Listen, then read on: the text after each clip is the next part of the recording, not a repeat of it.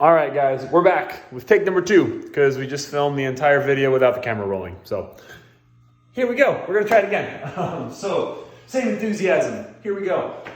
So for your workout tomorrow, you've got a 3-minute AMRAP to start the workout. So you've got 3 minutes of 10 plank up downs followed by 20 hops to a low object. So for your plank up down, all we're looking to do is you're gonna jump back to a plank position and immediately stand right back up. So it's a burpee without laying down on the ground, and there's no jump clap at the top. So you've got 10 of those, and then you've got 20 hops to a low object. So again, think about it like plate hops. You can jump to a stair, or if you need to, you can just do bunny hops in place. Totally fine. Focus is just on bounding, getting the heart rate up, getting those calves going. After that, so you've got a little bit of a longer warm-up after that. You've got 3 sets. You're gonna do 5 elbow to instep on both sides. So again, just finding a long lunge, drop that elbow, get a nice little stretch, over to the other side, same thing. So you got 10 total, 5 per side. After that, you've got a 15-second side plank. So for the side planks, what we're looking for is a nice active shoulder on this arm, and then making sure that my hips are nice and high, and I'm in a nice straight line. So I'm really activating the obliques on this side to raise my hips. I don't want to see kind of sag down right here. So again, really squeeze the butt, use the side air core to really elevate you.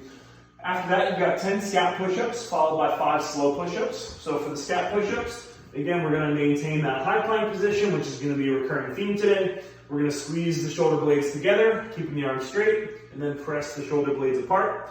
After you're done 10 reps, you're gonna go into 5 slow push-ups. So nice, steady, controlled, maintaining that plank the whole time, and slow on the way up as well. And for those, you can feel free to drop down to your knees, or you can do elevated push-ups, so you can put your hands on an object, like a bench, side of a chair, coffee table, anything like that. Then after that, you've got 10 narrow squats, followed by 5 slow squats. So for the narrow squats, feet touching, just getting as low as you can with the heels nice and flat on the ground. And then you've got 5 squats at the exact same slow cadence that we got for the push-ups. And when you're going through these, really just focus on engaging squat correctly. So pressing the knees out on the way down, maintaining a braced midline the whole way through. And then when you come up, make sure that you squeeze your butt to get out of the bottom of that squat. So that's your warm-up. 3 rounds, 5 elbow to instep both sides, 15-second side plank, both sides, 10 scat push-ups, 5 slow push-ups, 10 narrow squats, followed by 5 slow squats. So that's going to be your warm-up. Once you're done there, your strength work for the day. We've got 5 rounds. You guys are going to do 5 single-arm front squats on each side at a tempo. So think about this like sets of 10. So you're going to do 10 front squats, but 5 on one arm, 5 on the other arm. We're going to talk about the tempo in a second, but what I want to talk about first is making sure that you make these challenging. So again, most of you probably only have 1 kettlebell or 1 dumbbell, and that weight may not be quite enough for this to be a hard exercise for you. So feel free to put on a backpack and toss some weight in there. So toss a couple books in there, add a weight vest. If you have a weight vest, you can wear that for this. That'll be a great option as well. So that's a couple ways to load this up and make it a little bit more challenging. Now, for the tempo, what you're looking for. So it's a 3-1-X1. And what that means is that I'm going to sit down for a 3-second count. So again, I would encourage all of you, get a phone, put it on the ground in front of you to help keep you true. You're going to go 3 seconds on the way down, 2, 1,000, 3, 1,000. You're going to hold for 1 second, stand up fast, hold for 1 second, 3, 2, 1, 1, fast, 1, 3. You're going to go through at that tempo for all of your reps. Now, as far as the front squat piece goes, the object and your elbow need to be in the frontal plane of your body. So again, if my spine is the center of my body, I want the weight and my elbow in the front rack. So when I get set, this is a front rack with a kettlebell. Kettlebell's kind of nestled in the crux of my elbow here, elbow's in front, and I feel that stress in my upper back. This is not the front rack. This is also not the front rack.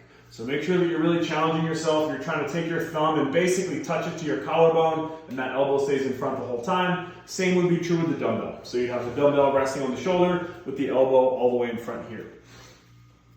So that's your strength work for the day. Again, 5 sets, 5 on each side. Once we're done there, our conditioning for the day is going to be a little bit longer. I think on the faster side, you're probably going to be looking at like 10 to 12 minutes. And then definitely going to take some athletes in probably the 15 to 18 minute range, largely depending on your push-up kind of capacity and how those go. But what we're looking for, so it's 5 rounds for time. You're going to do 20 shoulder taps from a high plank, and then you're going to go into 20 push-ups. So for the 20 shoulder taps, what we got, again, high plank position. You've been here a lot today.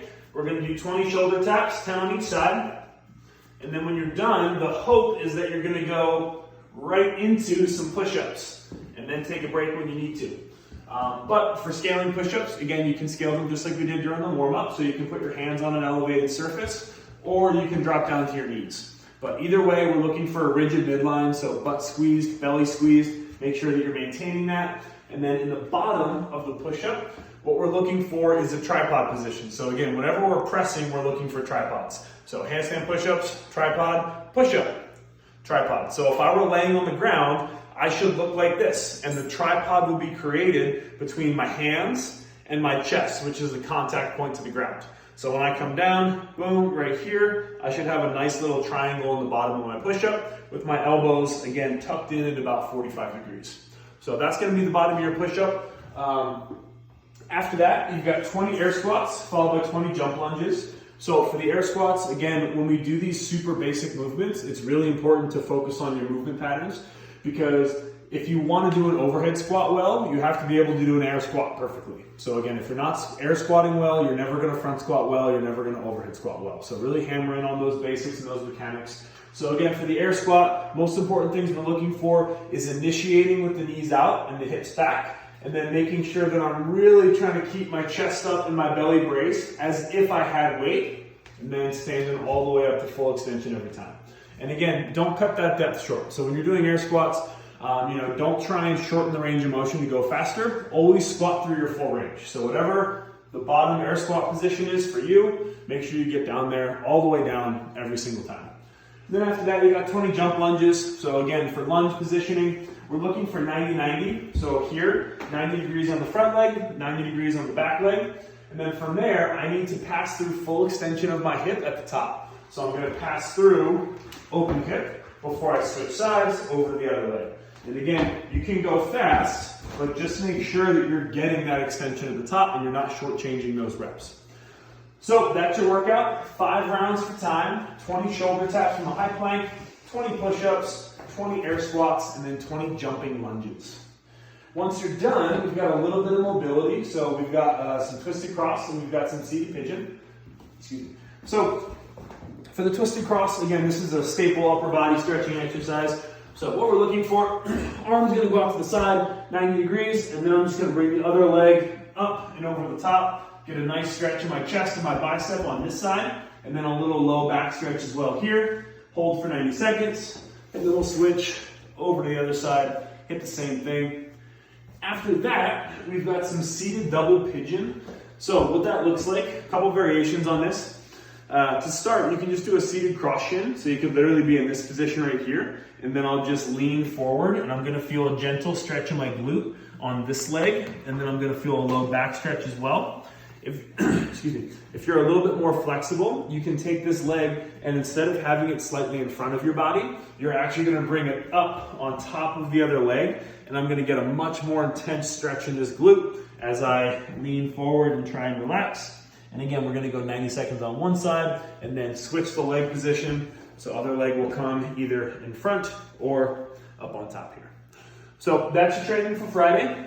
Enjoy. I think we're supposed to get some snow tomorrow, so I apologize in advance for Mother Nature. But enjoy your Friday, guys, and we will see you back on Saturday for the final training day of the week. As always, tag us, Forged by Zeus, Palace.Ithaca, CrossFit Queens. Pooch.